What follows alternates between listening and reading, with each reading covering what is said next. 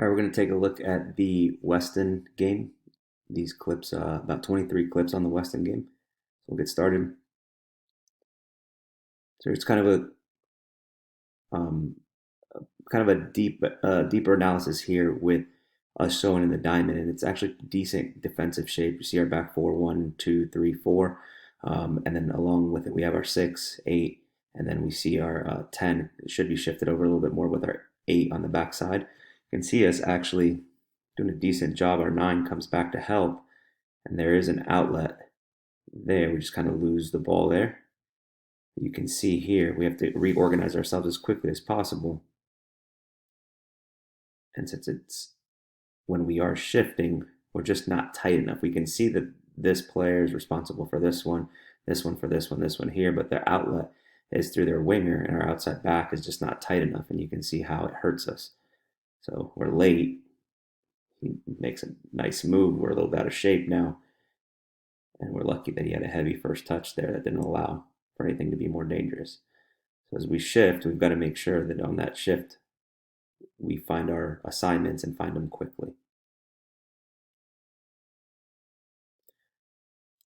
So here we can see this is better from our outside back connected here with our their winger.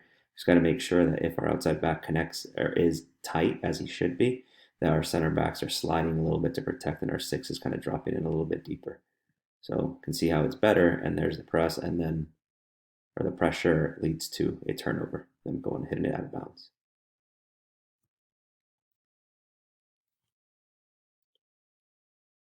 Okay, so here's details. This is our one of our forwards, and remember we want to prevent this ball from being played from the center back to the outside back. And you can see where he is. If he can just move his positioning just a little bit to the left, we have essentially a double. You can see the trap right behind it with our 10 and our 8 kind of baiting that 6. Actually, that technically is their 8. That we can potentially create a turnover, but since our angle wasn't correct, easy out for them. So here, good, we get in possession. We can't go forward. We look to play opposite. We look to go forward. This is excellent how us are going forward immediately. Great runs. And then this is a scenario that we're talking about where we went from our defensive third into them, and we've created a 2v2. Here, we don't necessarily, we're looking to go 2v2 at speed at them. We're not looking to build possession. We've broken lines. Why come back to break more lines? We've already broken all the lines with the 2v2. So can we go forward there instead of holding it? Now they've recovered defensively. Now we have to try and break them down again. And we essentially have to do all of that. We give the ball away. Eventually it goes out of bounds, or it's a throw in for them.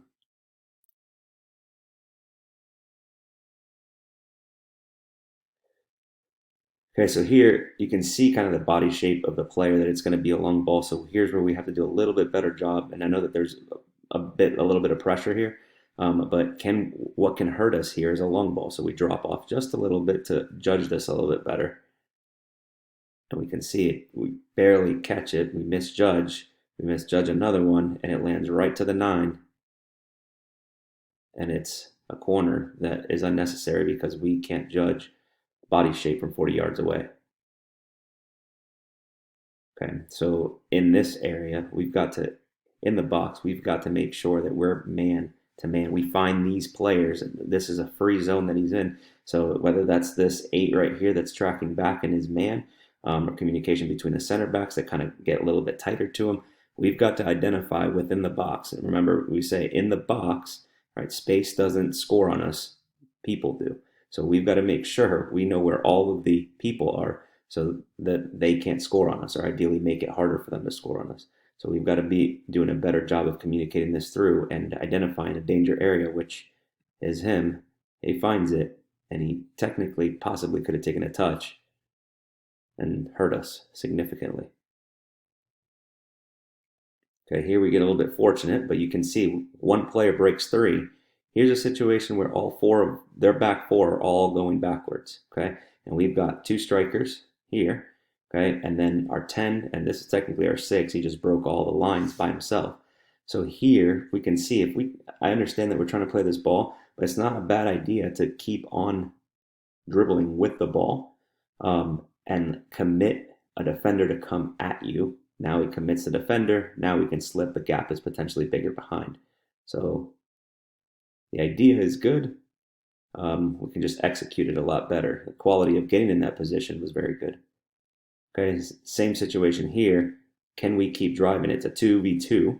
Okay, we need to continue going at a 2v2, commit a defender, ideally commit a defender, ideally make it a 2v1, and we're going forward. We just hit it too early, and even with it hitting it too early, we've got to run. If we play this ball early, okay, this defender is not at an angle where he can close it just yet. So if we hit this ball early, Juan is into that space, and we've got an opportunity to go forward. We take 2-3 more touches, the defender closes it, opportunity on the break is no longer there. Okay, so you can see here, this is the angles of our two strikers playing a ball in the air. Okay, so this is kind of the ball that we want. If the center back is going to play the outside back, we want a ball that's in the air. It's difficult for them to receive, and it gives us time for our 8s to come out and close it as well. So it comes out. It's not a great ball. 8 intercepts it. Okay, at least makes it difficult. We didn't intercept it. It's good pressure by Sal. Arguably a foul there. Here's a 2v1 situation. Defender actually does a pretty decent job of defending this. His angle is correct here. But you can see that all happens initially from our two strikers having the proper angle. So here, this is an extremely good idea how we're playing this ball into the space. This center back is just arguably the best center back that we've played in the entire league. This Weston left center back was quality. And he's just very, very smart, good player, but smart decision here, how he reads it, sees it, and he steps up to catch our striker offside. And he sees it, and he's just a bit off. So very, very good. A good idea on us on the break there as well. Okay, here's the goal. I know it's a bit of a windy day, but here in this situation, we've got to do a better job of just heading this ball away and not leaving it directly in there. That header is their goal, and that's it. That's 1-0 to them. And their second goal is a soft penalty, but it is what it is. Okay, so when we see this ball, okay, now arguably when we play this ball out wide, and technically he has a kind of path to the goal, but when we see this going out wide, we've got to make runs directly into that box, hard runs to that box. So we see wide, okay, if we look past there, if I can go back, go back one. Okay, you'll see Henry, who's back here, sprint past Ali. That's about a 7 to 9 yard run that he just goes past Ali. If Ali is making that run, arguably he's already in that space. So as soon as we play that ball, our thought is get into the box. Okay, this is a very good idea. Playing that ball into space. You see lots and lots of space behind him. Okay, arguably a better first touch would potentially see us in. And again, it's that left center back recovering. But still, a better first touch sees us through. Here, it's a good win by Daniel. Okay, here, we hit this is not a bad idea. We got our striker 1v1 against their center back. Put the ball on the ground and let the striker do the work. We put it in the air, and it's just a concession of possession.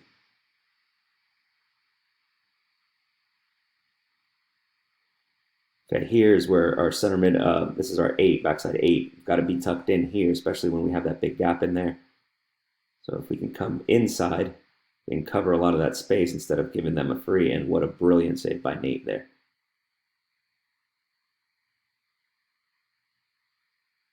Okay, there's going to be a transitional moment.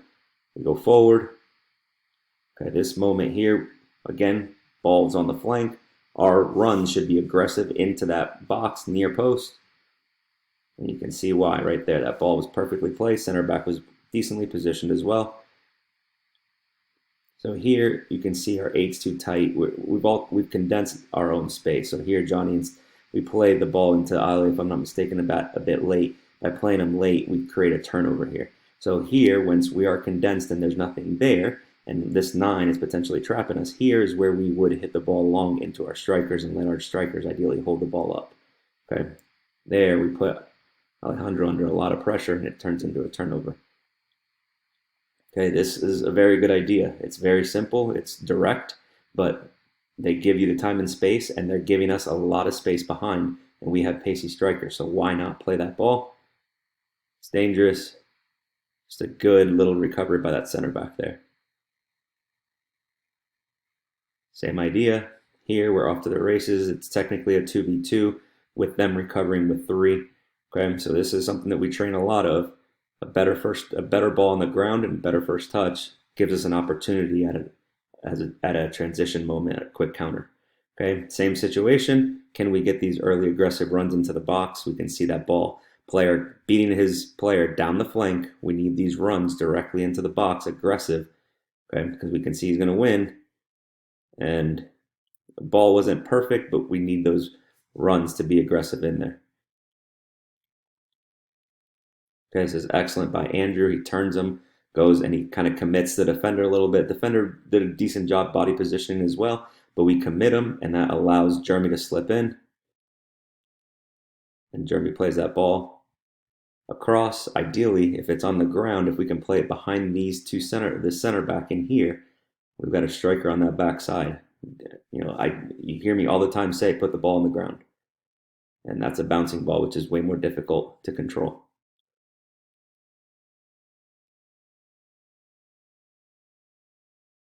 Okay, here, it's not a bad situation. Can we chip this ball over into this space right in here and let our player run onto it instead of just playing it directly at him?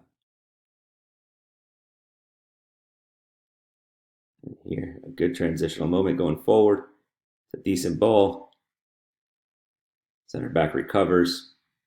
And just with it's a decent ball. Maybe if Henry, I believe that's Henry, if he can get it just a little bit of a touch and control it. Now it's a 1v1 if it's done at speed. Obviously, they have a lot of recovering defenders there, but you could see against Weston the opportunities that we had on transitional moments. Right, we would win the ball in dangerous areas going forward, and we put them under some pressure. Just didn't capitalize on it. Obviously, we hit the post. Weston's goal, that first goal you saw, and then the second goal was a penalty that was very questionable. We get one back. But against quality teams, these situations, these 2v2s, 3v2s, transitional moments are crucial for us to have success, especially against such a quality team like Weston.